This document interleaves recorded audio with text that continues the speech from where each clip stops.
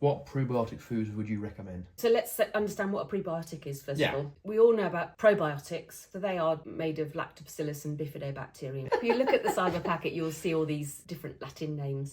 They're the main strains that we would give as a probiotic.